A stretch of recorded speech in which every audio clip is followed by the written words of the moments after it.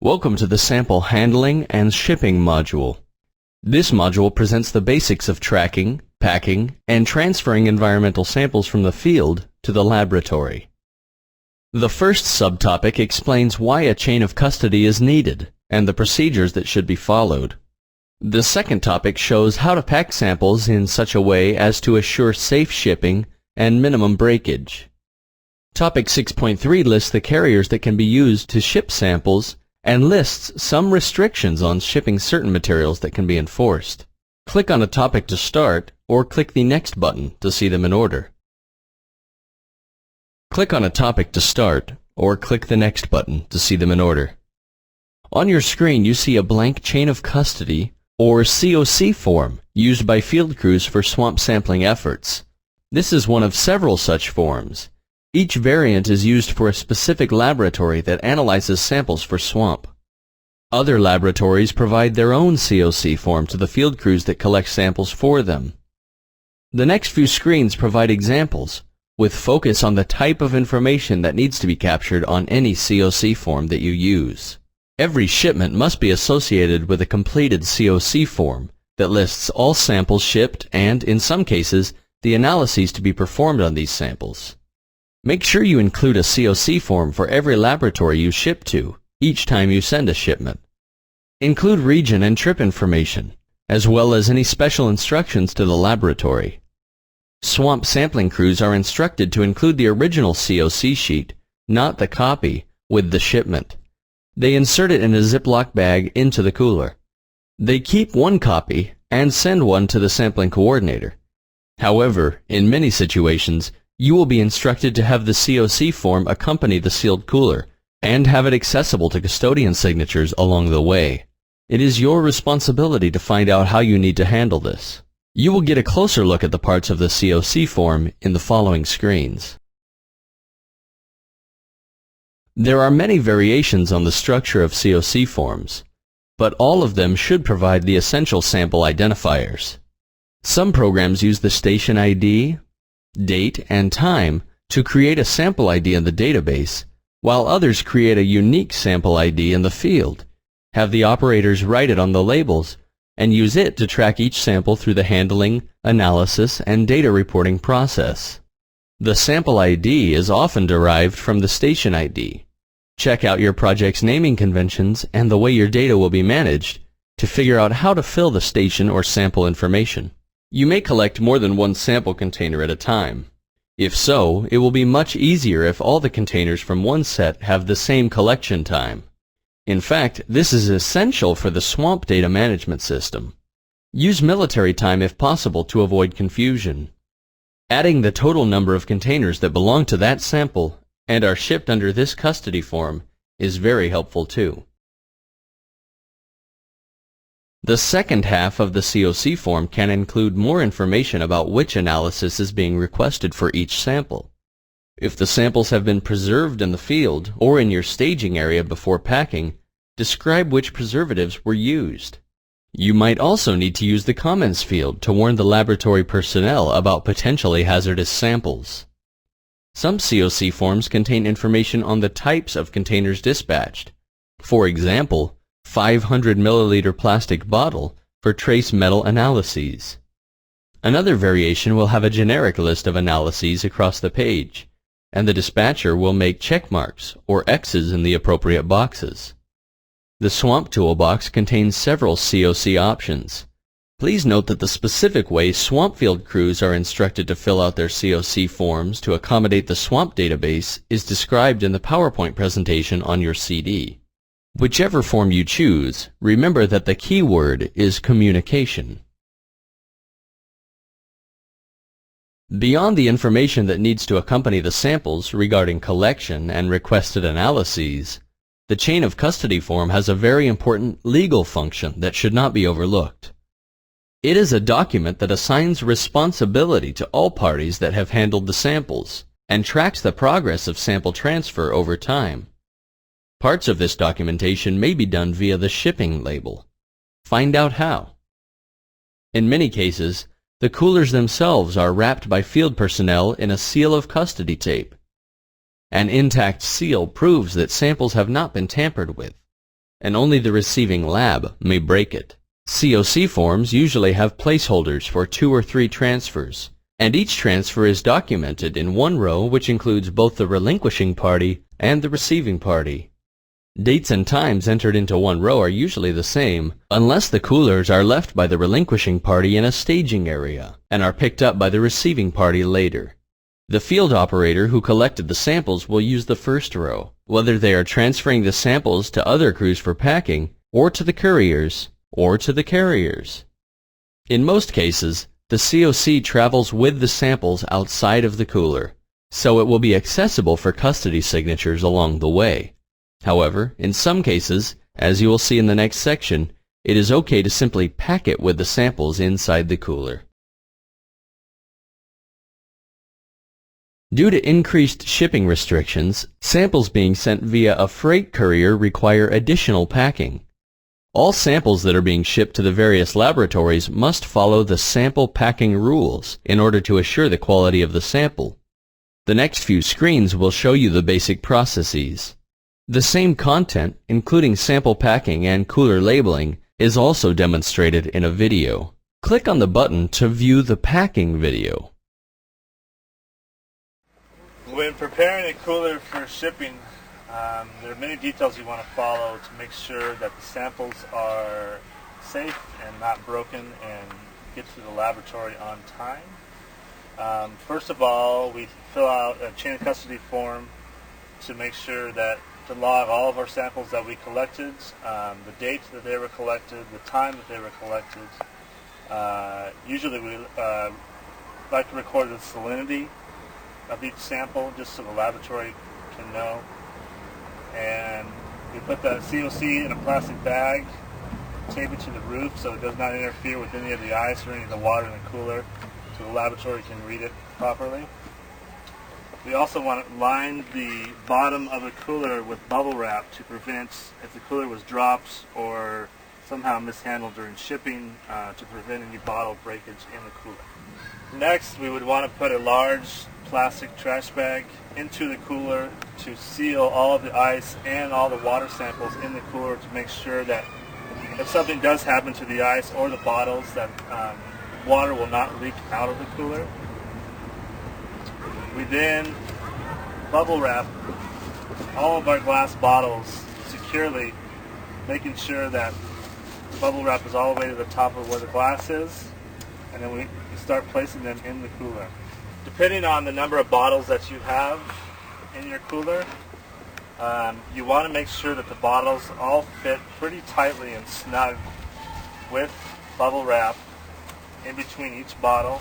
We do have some loose spaces, so I will take some loose bubble wrap and stuff those down in the empty spaces. We then double bag our ice, making sure that no water or ice is going to leak out of this bag. As you can see, I have one end of the bag on the top here, and then I also have the other inner bag with the top inside the outer bag. We also want to make sure that all of the sample bottles want to be brought down to 4 degrees Celsius before putting them in the cooler. This ice sitting on top of these bottles is not enough to bring these bottles down to 4 degrees C. Therefore, it's always good to put your sample bottles in a separate cooler with ice before shipping. We then place double bag ice on top of the samples, making sure if there was any extra space around that we would want to wrap that with bubble wrap.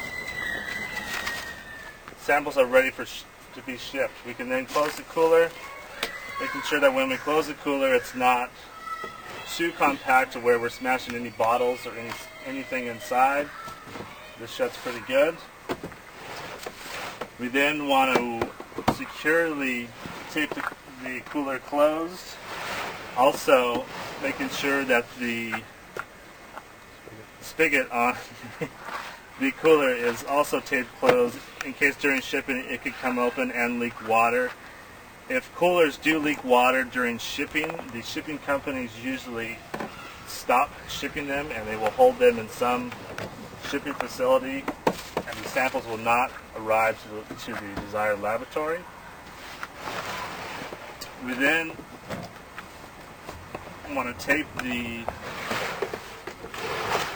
cooler closed on two sides, and we want to wrap the tape, which is clear tape, not duct tape, at least a couple times around the cooler.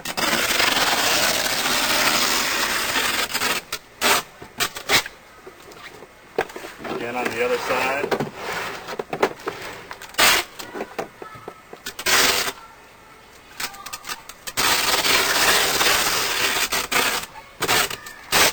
We also want to tape around the seal of the cooler just to ensure that no water is going to leak out.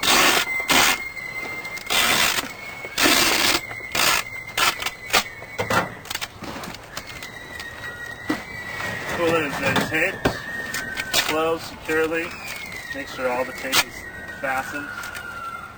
We then want to attach a shipping label, and the ideal way to do this is if you have a handle on your cooler.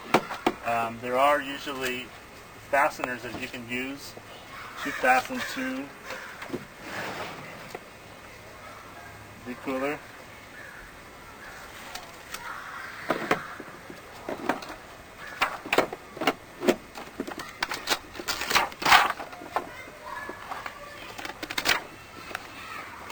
A lot of times if you stick the shipping label on top of the cooler, the coolers get stacked and the shipping label is going to get ripped off in the shipping process. Therefore, the cooler is unknown of where to go.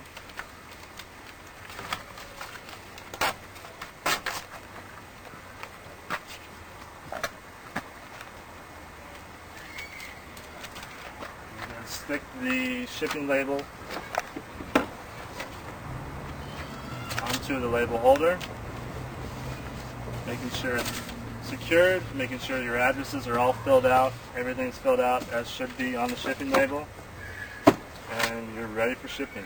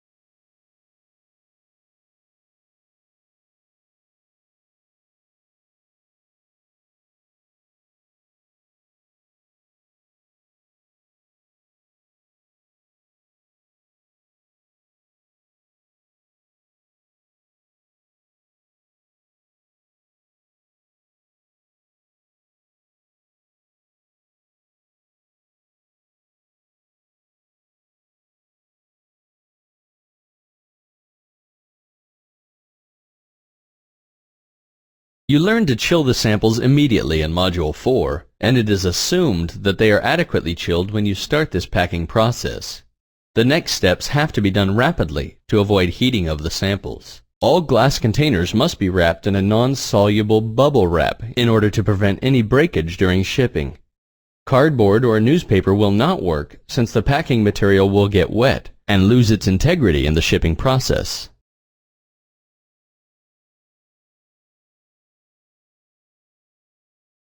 Glass sample bottles with bubble wrap should be packed inside the cooler so that they do not slide around during shipping. First, put a large plastic bag inside the cooler and hold it open. Next, put a layer or two of bubble wrap on the bottom of the cooler. Take the samples out of the refrigerator or other cooler and wrap each one in bubble wrap. Then, pack the glass bottles upright in the cooler without spaces between them. Fill the crevices with bubble wrap too. Shake the cooler to make sure that the samples cannot move sideways at all. Last, the COC is placed in a sealed plastic bag and taped to the inside of the cooler lid to prevent water from leaking onto the COC. If you are the relinquishing party, you need to sign and date it before you put it in the bag. It is your responsibility to find out whether or not the COC is essential for tracking the actual chain of sample custody, and it is always a good idea to have a copy signed by the person who took the sample from you. In that case, you may need to put a copy with sample inventory and requested analyses in the cooler, but keep the original COC outside the cooler.